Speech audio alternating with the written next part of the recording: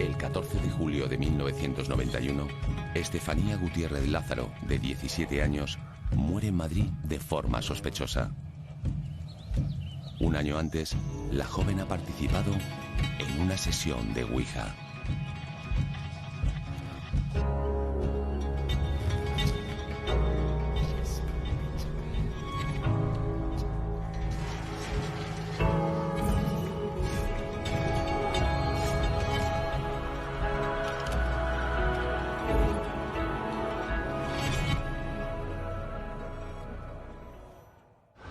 Buenas noches, policía, dígame. Buenas noches.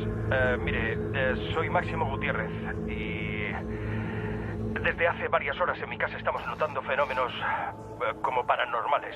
Una fuerza extraña mueve los enseres, pone los crucifijos boca abajo y hay una gran turbulencia. Me llamaron de la sala del 091. Me sorprendió que fuera el jefe de sala, que era un gran amigo mío, y me dijo, oye, convenía que fueras tú a un tema de Vallecas. No me dio más detalles, me habló de que ocurrían cosas extrañas en una casa de la calle Luis Marín. Fue, yo creo, una de las peores noches y hemos pasado muy malas noches en no dormir, pero esa noche es que pasó de todo. Ante esa situación, mi padre decide llamar a la policía. El agente de policía que recibe la llamada no daba crédito a lo que le estaban contando, ¿no? Es más, pensaba que o la persona que llamaba estaba ebria o que le estaban gastando una broma, ¿no? Por eso, para asegurarse que los hechos que le contaban eran ciertos, hace que otros miembros de la familia se pongan y se lo expliquen. Y curiosamente todos coincidían en el relato de los hechos. Se oían ruidos, se oían... las puertas se abrían, se cerraban, veíamos sombras cómo pasaban por el pasillo. La puerta pegaban unos golpes que no eran normal, porque dormíamos en el salón todo. Empezaron a moverse cosas, y claro, ya empezaron a mis hermanas a chillar, todas a chillar, y teníamos pánico. Imaginemos por un instante la cara que se le puede quedar a un miembro de la policía cuando recibe una llamada de una persona que le está diciendo que en su casa se está produciendo un poltergeist. ¿Qué significa esto? Poltergeist es una palabra de origen alemán que podemos dividir en dos. Polter vendría a ser algo así como burlón y Geist vendría a ser algo así como duende. Por lo tanto, la traducción literal es espíritu o duende burlón. Porque lo que esta familia aseguraba que ocurría en su casa es que se estaban produciendo desplazamientos de objetos, manos invisibles que de repente lanzaban los objetos de un lado a otro. Se producían sonidos extraños, gritos. En definitiva, pues podemos decir que lo propio de una película de terror. Fue horroroso, o sea, se movía todo, horroroso. Y se llamó a la policía porque no sabíamos a quién acudir. A esa hora se encontraban en el domicilio la madre, el padre y los 5 hijos. Estaban muertos de miedo y decidieron esperar en el portal a la policía. Cuando llegamos al portal, la escena que vi fue, pues, una familia al completo, con un frío tremendo. Y dije, bueno, pues, ¿qué es lo que están viendo ustedes ahí en la casa? Dice, se producen fenómenos extraños y ahí no podemos estar. Saltan los cuadros, no sé qué. Bueno, pues si le parece, si no tiene inconveniente, subamos arriba y vamos a verlo. Claro, tú le dices a la policía que en tu casa no hay nadie, pero se están moviendo las cosas. Pues claro, la policía no se lo cree. Total, que entramos en la casa, hicimos un recorrido por ella, me comentaron lo que les había pasado, que era que volaban los cuadros, que los cuadros se cambiaban de posición, se ponían boca abajo. Cuando la policía procede a la intervención en la casa de Vallecas, se encuentra con una escena, bueno, yo me imagino que aterradora, porque toda la familia ha desplazado colchones al salón porque tienen miedo a dormir en las habitaciones a raíz de los fenómenos que se están produciendo. Que cuando se metían en una determinada habitación, pues que una fuerza para ellos oculta les trasladaba de una cama a otra, porque era una habitación que tenía 2 camas. Y bueno, pero ha habido algo más. Dice, no, es que se produce el tema cuando se apaga la luz. Lo de decidieron apagar la luz y quedarse dentro de la casa ellos. Apagamos todo y de repente una puerta de un armario, de un comedor que teníamos, se abre, pero súper violento, o sea, haciendo un movimiento de varios golpes abriéndose y cerrándose. Y ahí estaba la policía. Y de golpe y porrazo inusitadamente se abrió una puerta de un mueble de sobresalón y golpeaba fuertemente. No estaba preparado porque inmediatamente dije que encendiera la luz y hicimos una inspección por allí a ver si había algún dispositivo y no vimos nada extraño. Vimos que eso había ocurrido. Efectivamente, hasta ahí fue lo que pasó. Yo no daba crédito. Realmente, ¿qué es lo que estaba ocurriendo en aquel hogar? ¿A qué se correspondía o qué explicación tenían estos supuestos fenómenos extraños que se estaban desencadenando en la casa de los Gutiérrez Lázaro? La inspección del piso no había hecho más que empezar, pero aquello no iba a ser lo único extraño que vieran el inspector Negri y sus compañeros. Estaba afuera, se abrió una puerta del armario y se escuchó un ruido grande en la terraza y no había nadie en la casa, nada más mis padres y la policía. La terraza estaba limpia, no había nada, pero sonó como si estuviera al lado. La verdad que fue un sonido a esa hora de la mañana estruendoso y bueno, ya no sé si estabas un poco mediatizado al tema pero la verdad es que se me puso un poquito como a todo el mundo que hubiera estado allí. Es más, 2 policías o 3 que estaban allí dijeron que no lo aguantaban y que se iban fuera. Los padres comentaron a la policía que Estefanía, su hija, había muerto un año antes. Me contaron historias de una hija que había muerto por practicar la Ouija. La Ouija no es un juego y se vende como si fuera cromos.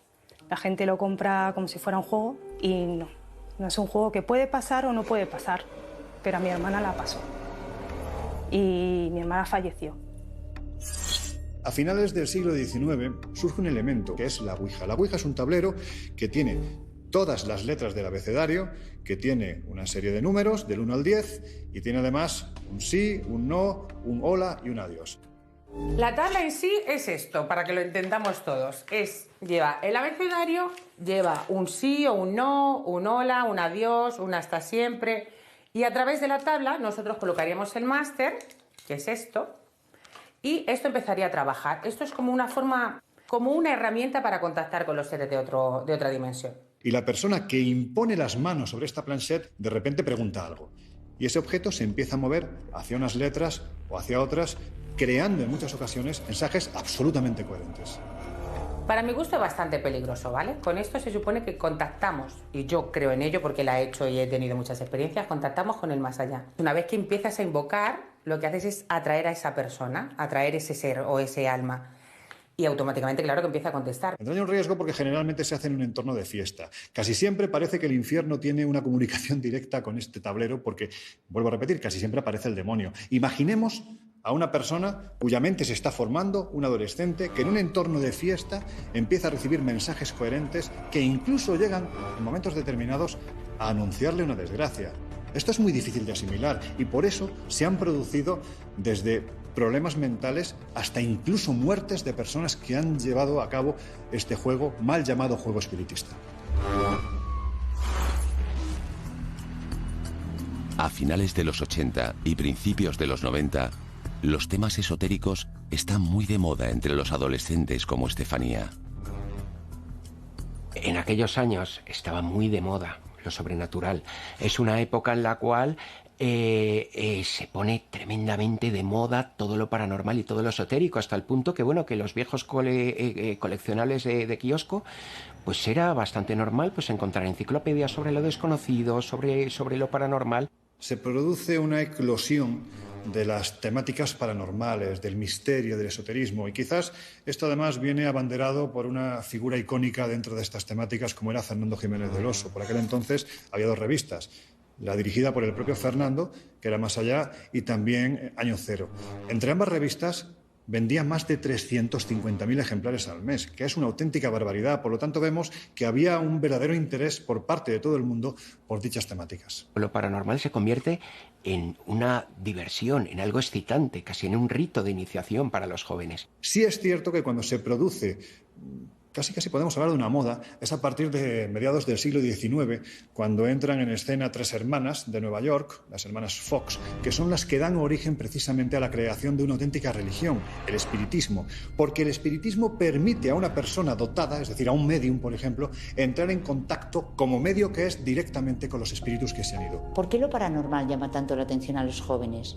El hecho de poder contactar con espíritus rompe un poco las reglas y lo establecido, y eso resulta especialmente atractivo en esa franja de edad. En la primavera de 1990, esa atracción por lo desconocido hace que Estefanía y unas amigas se reúnan entre clase y clase para practicar una sesión de espiritismo. Mi hija hizo la ouija. Resulta que al hacerla, se conoce que la estaban haciendo bien, no lo sé, porque eso me lo dijeron los compañeros. Estefanía era la primera vez que hacía la tabla ouija.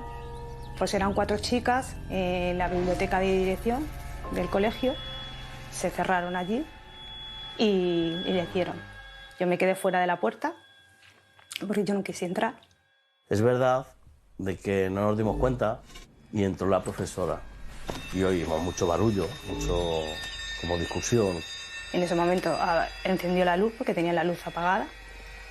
Encendió la luz y cogió la tabla y la rompió por la mitad. En ese momento explotó el vaso y salió un humo que fue a mi hermana en la cara. Rompió la tabla la maestra, salió un humo del vaso y el humo fue derecho a mi hija. Yo vi cómo iba el humo a la cara de mi hermana. Si realmente existió ese humo, la cuestión es por qué eligió a Estefanía. Si es cierto, en la época dorada del espiritismo hacían alusión a que en ocasiones del cuerpo del médium surgía una sustancia que acababa conformando precisamente formas fantasmales. Lo llamaban ectoplasmas. ¿Podemos hablar que en el caso de Estefanía ese humo no fue tal, sino que realmente fue una sustancia ectoplasmática que surgió de la ouija? Realmente no lo sabemos. Muchas veces una ouija mal hecha, mal realizada, mal interpretada podría equivaler a que saliera el espíritu de la tabla o la energía que hemos invocado en la tabla y que posea perfectamente una persona.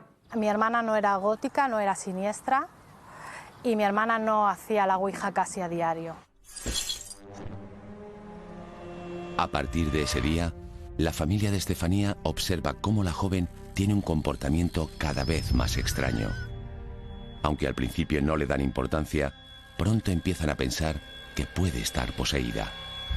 Pues desde ahí empezaron las cosas, los problemas, porque mi hija le daba una cosa que se quedaba en coma. Mi hija, cuando volvía en sí, yo la preguntaba qué le había pasado y decía que había visto un pasillo muy largo, con una nube, y al fondo del pasillo había visto unas cuantas personas rodeadas, cogidas de la mano, que la llamaban. Mi hermana se quedaba mirando a un sitio fijo y empezaba a hablar como en otro idioma. Algunos procesos pues hablan lenguas que no saben.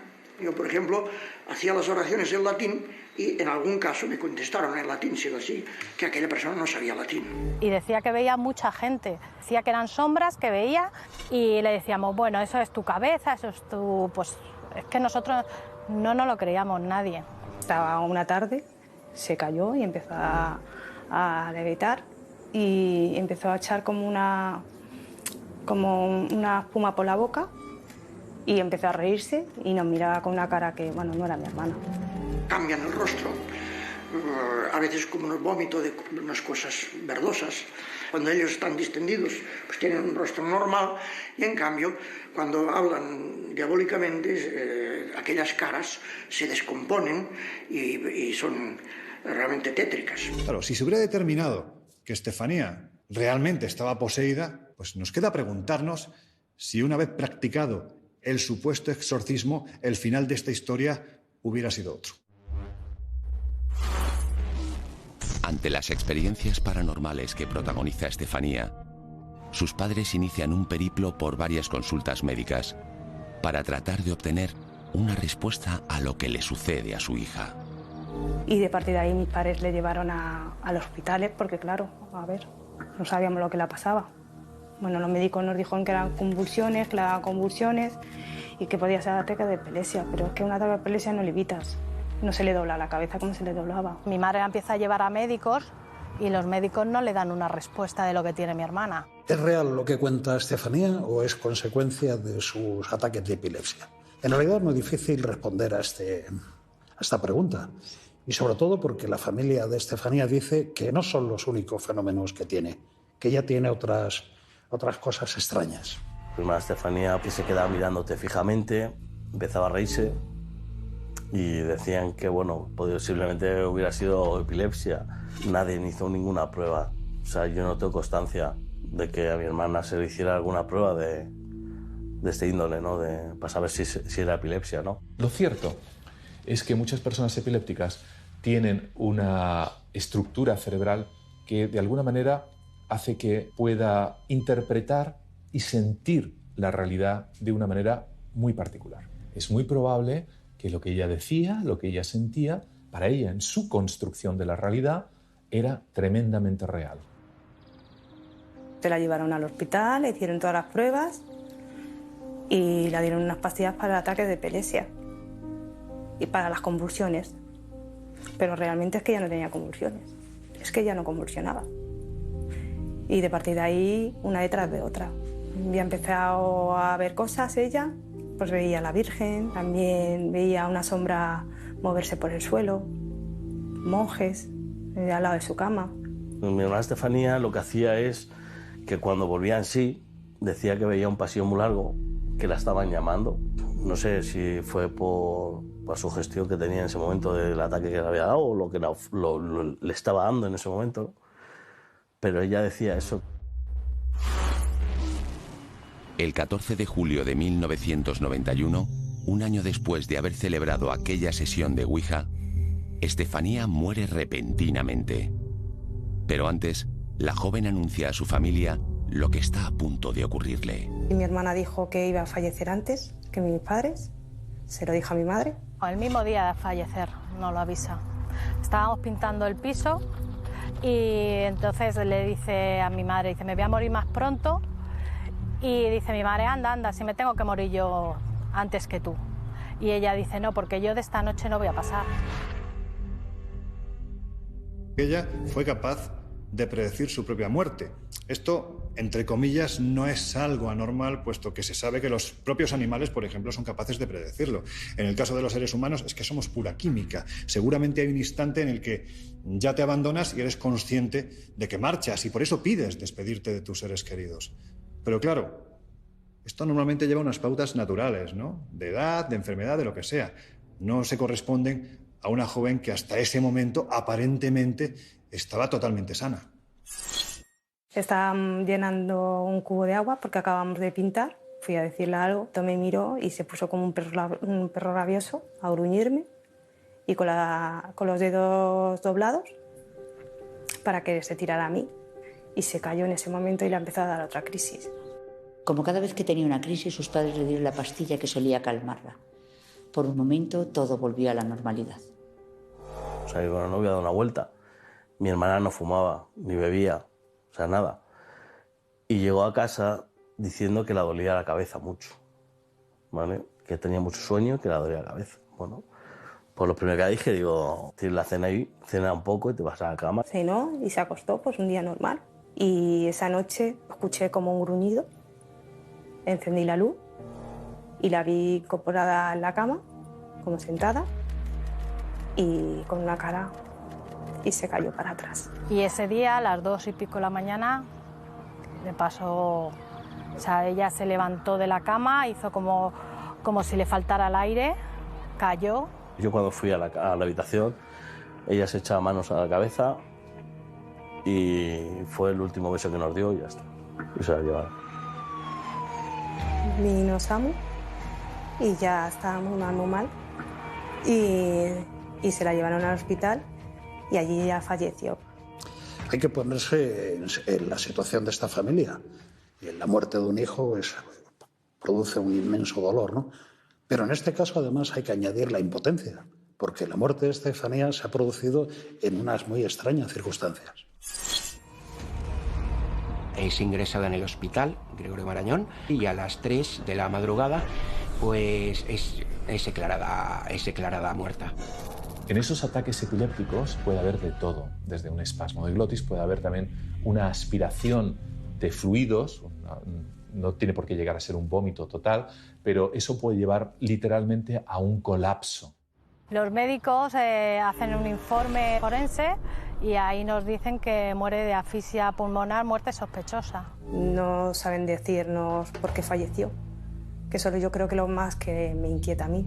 Le hicieron la autopsia y no han sacado tampoco nada al respecto. ¿Por qué muerte sospechosa? Cuando era una chica muy sana, que ni bebía ni fumaba. ¿El por qué dicen eso? Cuando los médicos establecen en el informe que la muerte es sospechosa, para la familia eso tiene una traducción muy inquietante, pero en realidad lo que están intentando decir es que las causas de la muerte no están aclaradas. Nunca podremos afirmar si lo que veía Estefanía era real o producto de su imaginación, pero el caso es que ella lo sentía como cierto.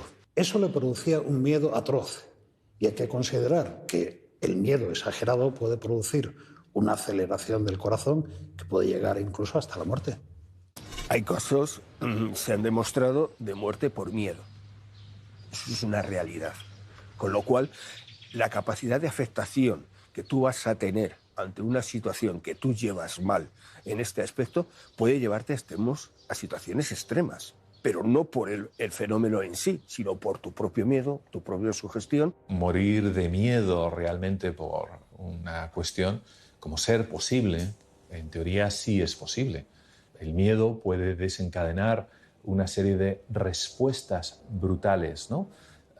El propio cerebro, evidentemente, eso comienza en la amígdala cerebral, se propaga al hipotálamo, del hipotálamo a la pituitaria libera una serie de hormonas que actúan sobre las suprarrenales y uno se puede inundar de cortisol, que es una sustancia que lo que hace es predisponerte, prepararte para un ataque. Ella ya no soportaba la situación, era o morir de miedo o quitarse de en medio, porque ella ya no podría aguantar mucho más tiempo esta situación. Es probable que la niña, dentro de esas vivencias que ella tenía, realmente lo pasase mal. Eso sí que es cierto. Y la unión de una serie de cuestiones finalmente la llevarán a ese fatídico desenlace.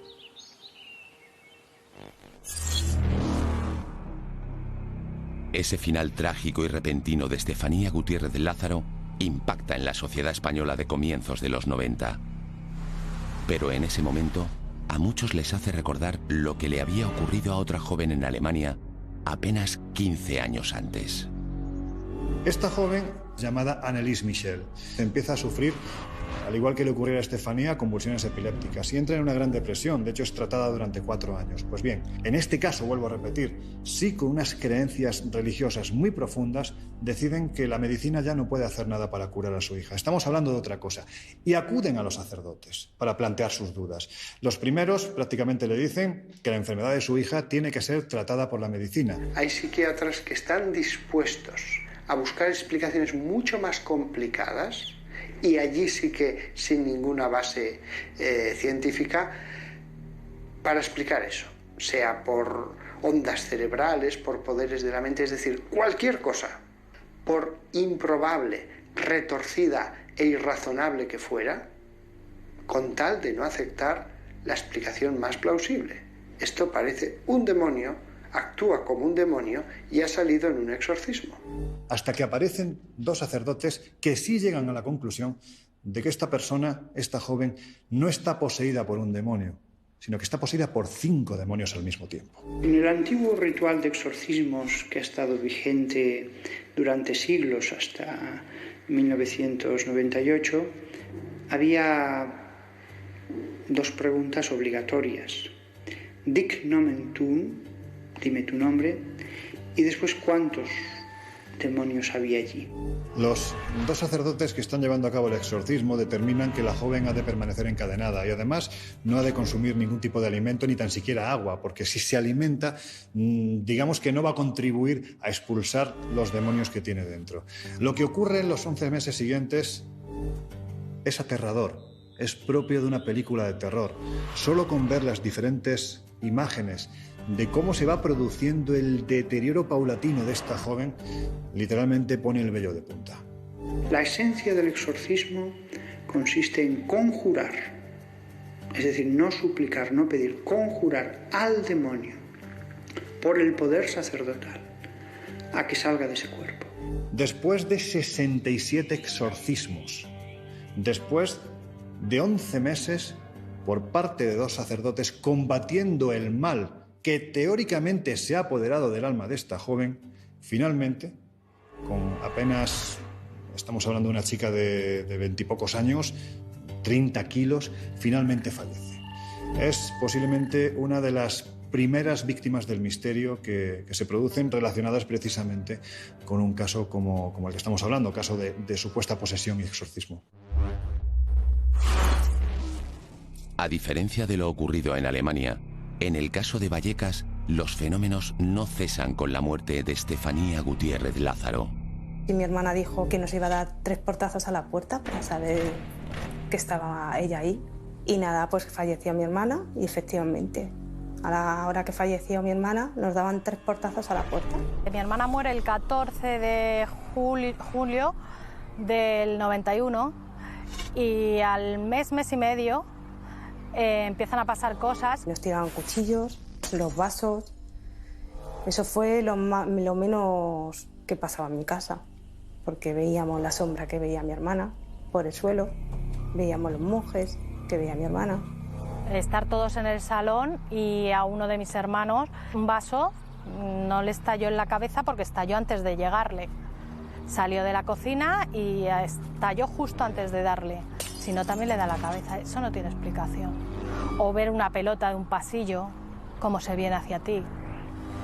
Yo cuando salgo al pasillo veo un bulto en el pasillo en el cual luego desaparece. ¿Sabes? Yo ya no veo más cosas. Ruidos hemos oído muchísimos. Se crea una especie de microambiente psicológico dentro de una familia en el que unos a otros, en muchas ocasiones, se van contagiando los síntomas, se van amplificando. Con esto no quiero decir que no sea cierto lo que contaban. Lo que estoy diciendo es que, si acaso fuese cierto, a la vez no es menos cierto que el clima familiar lo único que hace es acentuarlo, intensificarlo y potenciarse unos a otros. Y yo veía una niña y empezó a cantar la niña que veía. Empezó a tararear una canción que yo no conocía. Y empecé yo a tararearla también. Y esa niña estuvo conmigo mucho tiempo. Puso mi padre un sofá y una mesa de mármol, de estas de antiguamente que pesan. Puso la mesa y el sofá y a las 2 y pico de la mañana empezó a dar golpes a la puerta y terminó abriendo la puerta. Y eso lo he visto yo y no tiene explicación. Bueno, hay hechos que son muy difíciles de comprender y de asumir, ¿no? Pero lo cierto es que en el entorno familiar de Estefanía, todos, aún los escépticos, pensaban que todo aquello estaba sucediendo. Más allá de la enfermedad de Estefanía y la diferencia entre lo real y lo percibido, ¿es posible que algún miembro de la familia estuviera condicionando al resto? Pues no sería extraño que quizá no fuese Estefanía la pieza clave de la cuestión, sino quizá otra persona de la familia. En muchas ocasiones, personas que sufren alteraciones psicológicas importantes sean las causantes de este tipo de alteraciones. En muchas ocasiones también de una manera inadvertida. Es decir, hay una persona que es la responsable sin saberlo y sin embargo se le achacan todos los acontecimientos a otra que podría ser Estefanía. Era el Día de los Santos, se levantó mi madre y teníamos todos, nos levantamos todos para ir al cementerio. Ese día íbamos todos al cementerio. Y ese día nos vimos todos la nariz negra, o sea, lo que es los agujeros negros, todos. Entonces se levanta mi madre, nos levantamos nosotros detrás de ella, la fotografía de tu hermana, y se hace así, la mira para hacia abajo y ve que la fotografía no está. O sea, que la fotografía estaba en el suelo, estaba boca abajo. Cuando la levanta, ve que la fotografía estaba quemada. La foto está quemada y el cristal está intacto por dentro. O sea, por fuera el cristal está bien y el cuadro está arañado, incluso, quema y arañado. Eso ha sido una de las cosas que no encuentro explicación, ¿no? Porque tú cuando se cae un cuadro de un armario se rompe el cristal, ¿vale? Y estaba boca abajo, ¿sabes? Quemado la foto y el cristal intacto. Pasan los meses y los fenómenos paranormales van en aumento. Los Gutiérrez Lázaro no encuentran explicación a lo que ocurre en su casa. El 19 de noviembre de 1992, la familia no aguanta más y pide ayuda.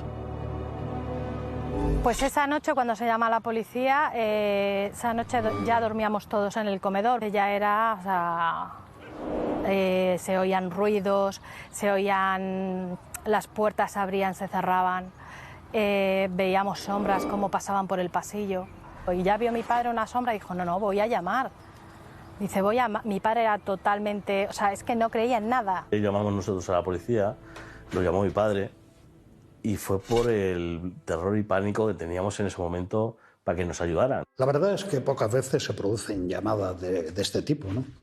Yo personalmente, en mi vida profesional, jamás he tenido participación en un tema de esto, ¿no?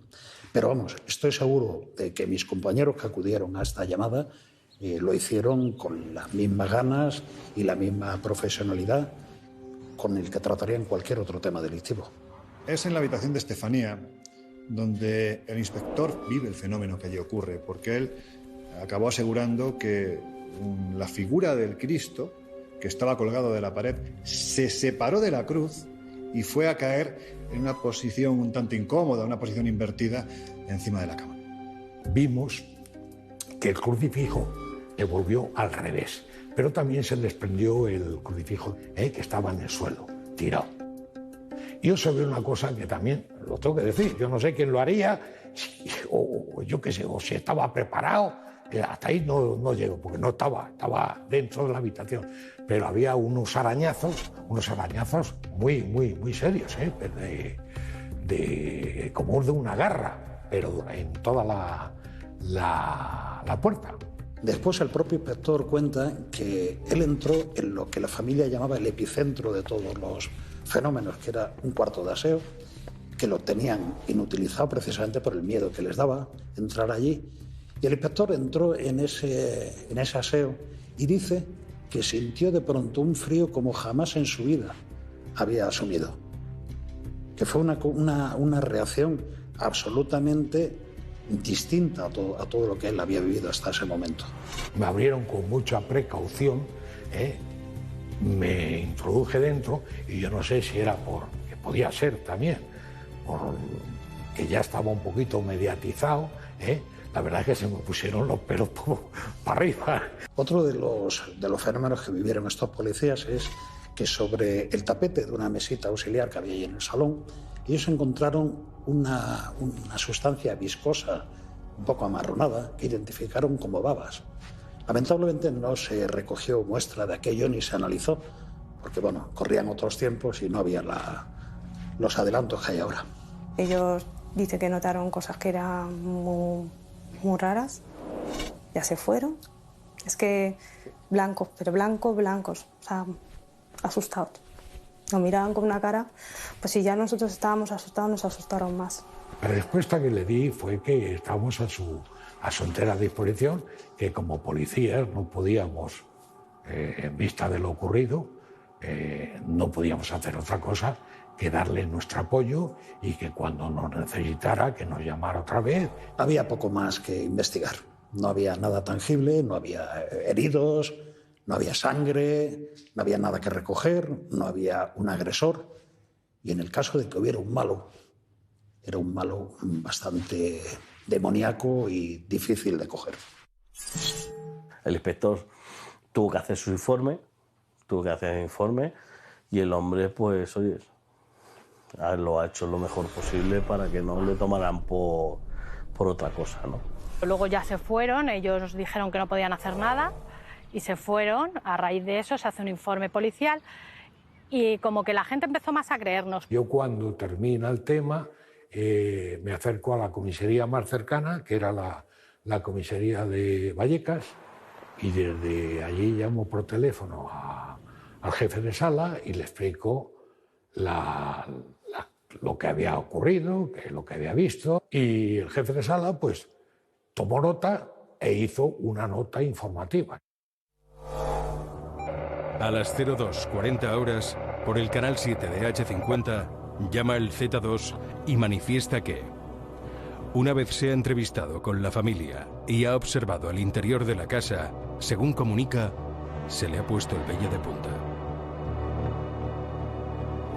En este caso, creo que lo que le da el marchamo de veracidad son los informes policiales. Estos informes policiales ya suponen dar pues, un aspecto notarial externo, ¿no? Viene alguien externo, foráneo al fenómeno, y de repente se vuelve partícipe de ellos. El informe se convierte en el primer documento policial en el que se habla oficialmente de fenómenos paranormales. Desde entonces, se registran intervenciones policiales en situaciones similares dentro y fuera de nuestro país. Una de las más recientes ocurre en la localidad chilena de Puerto Montt, el 27 de febrero de 2017. En Chile, unos policías que acudieron a lo que parecía una llamada sobre un incendio, y cuando acudieron al lugar, pues era un gran desorden en la casa, había colchones rotos, muebles destrozados y demás.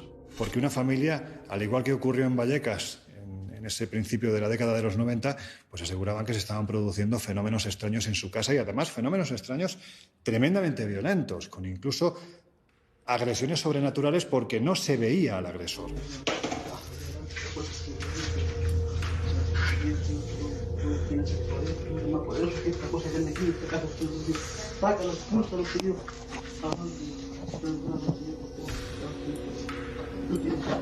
¡Oh, cuidado! ¡Cuidado! ¡Ah! ¡Puto el mueble! ¡Fuera! ¡Fuera, señor! ¡Se lo saque afuera! ¡Me rozó! ¡Poder, Dios mío! ¡Saca todo el poder! ¡Fuera, Dios mío! ¡No tienes el poder de Dios, señor! ¿Lo botó? ¡Bótalo, señor! ¡Fuera, señor! ¡Sácalo! Con Dios mío, que está aquí haciendo daño al lugar. ¡No tienes el poder, señor! ¡Ayúdalo, señor! ¿Lo botó? Lo tengo todo grabado. Todo grabado. ¡Vos, Dios! ¡Vos! ¡Ayúdanos, hijita! ¡Ahora, señor! ¡Hijita, saca! ¡La Biblia, papá! ¿La Biblia? ¡La Biblia, señor! Y estos fenómenos fueron finalmente relatados incluso por el jefe de los carabineros, que él mismo fue partícipe de los fenómenos. Forma sorpresiva del entretecho, como traspasó la muralla, cayó una espátula. Eso fue lo primero, ¿ya? Después en una parte fue que invoqué al diablo, y en ese momento, cuando yo invoqué al diablo, esta persona, cuando yo iba saliendo del domicilio, sentí un cuchillo que me atravesó la espalda por la parte de atrás. Fue algo súper increíble, jamás había sentido eso. Y el cuchillo, gracias a que andaba con chaleco antibala, me pude evitar alguna lesión. En el caso de Puerto Montt vemos que hay similitudes, especialmente en lo que es la influencia sociológica que provoca el fenómeno. Es decir, desde que se empieza a producir hasta ahora, prácticamente allí se han atrincherado decenas, cientos de compañeros de medios de comunicación, curiosos, que se quieren enfrentar al misterio, que quieren verlo, que quieren ser partícipe de ello. Se comenta siempre, todos los días, hasta el día de hoy. Para la gente buscando ir a verla y sacarse fotos. Todo. Estoy transmitiendo en vivo para la gente de Facebook. Un saludo, chiquillos. Llegamos a la casa embrujada, que tanto me decían, transmite ya. El suceso ocurrido en la casa de los Gutiérrez Lázaro se vuelve tremendamente mediático y alcanza gran repercusión. Se atullaron mucho en la cabeza en el tema este de que hubiera tanta gente en mi casa. O sea, yo llegaba a lo mejor del colegio o de trabajar incluso ya después, y me encontraba pues a un montón de periodistas, a un montón de gente haciendo entrevistas, ¿vale?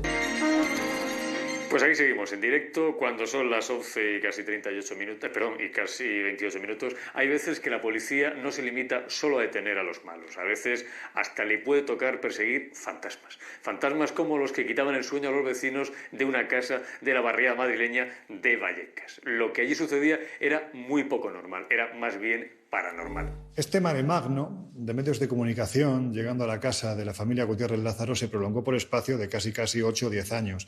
Yo tuve la oportunidad de acudir 4 o 5 años después de que comenzaran los fenómenos, y recuerdo que cuando entré, yo ya conocía a Concepción, a la madre de Estefanía.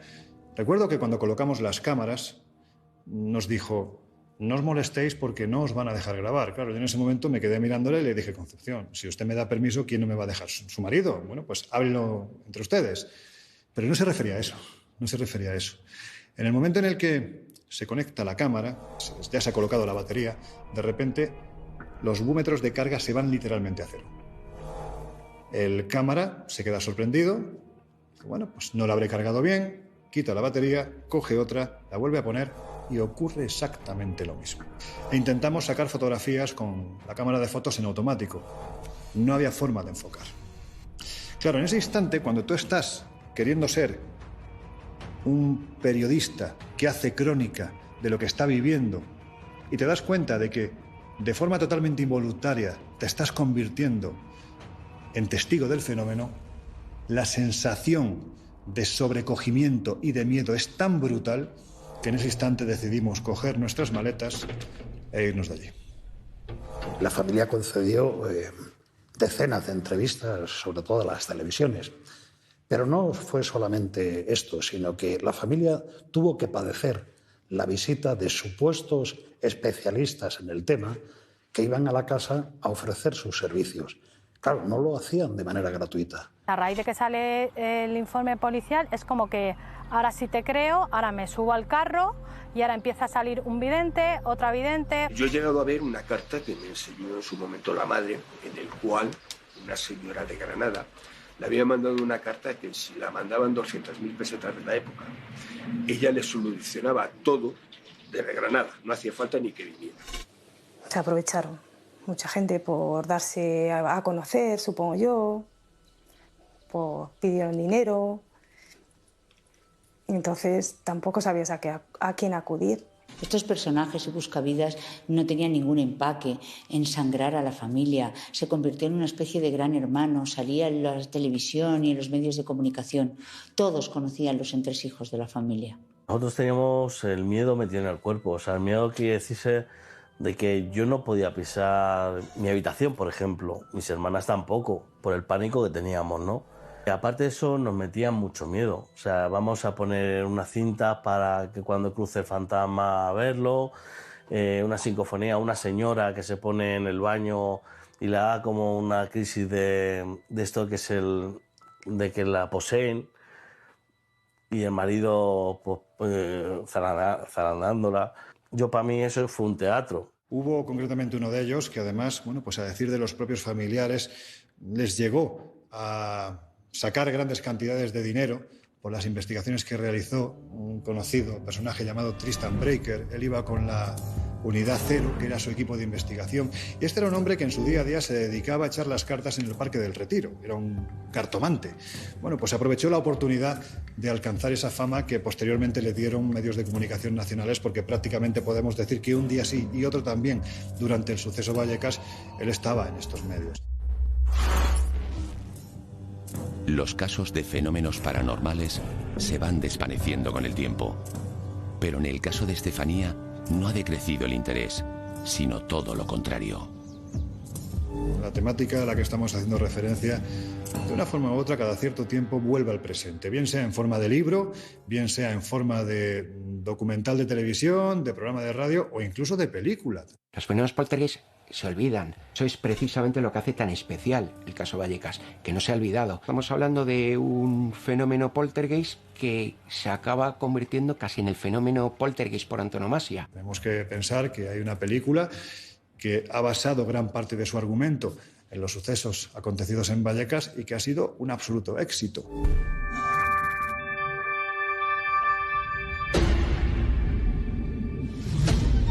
En las culturas primitivas se creía que lo que ocurría en el cielo era un reflejo de lo que ocurría en la tierra.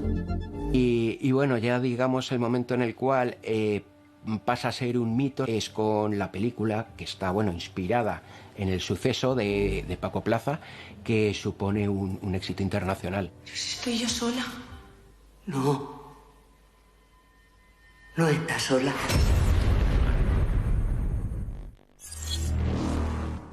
Cansados del espectáculo montado en torno a su casa, los Gutiérrez Lázaro deciden cortar el problema de raíz. Y los fenómenos empiezan a parar cuando mis padres venden el piso y se van a otro sitio y a raíz de ahí no les pasó nada. Todo se encontraba encuadrado en ese lugar. De repente la familia se larga, a medio y largo plazo además ocurre una verdadera desestructuración familiar progresiva, los elementos se pierden y el mecano ya no funciona. Yo me casé y a raíz de casarme me fui y a mí no me ha pasado nada. De hecho, hoy en día no nos pasa nada. Con 21 años para 22 me fui de casa, yo me casé, tuve mis hijos, yo no he presentido nada en mi casa, ni en las casas que he estado, ¿sabes? Entonces, pues yo tampoco he vivido una vida normal.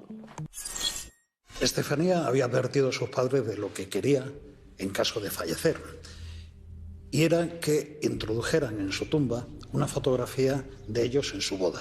Y como estas cosas no se hicieron como ella quiso en un momento determinado, pues bueno, achacaban que la hija de alguna manera seguía en contacto con este mundo y que era la causante de todos estos fenómenos.